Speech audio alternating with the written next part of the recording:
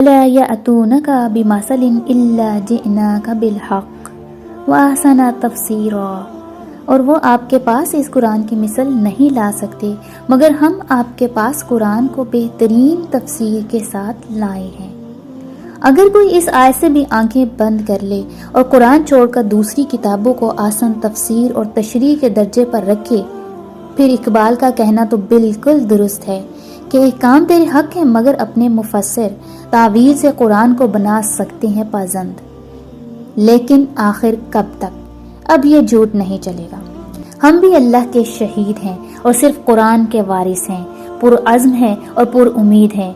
फितना इनकार कुरान को मिटा के रहेंगे। कुरान से दूर करने के वो सौ बहाने देंगे। वो कर लें जितनी मर्जी कोशिश, हम ज़रब न आने देंगे।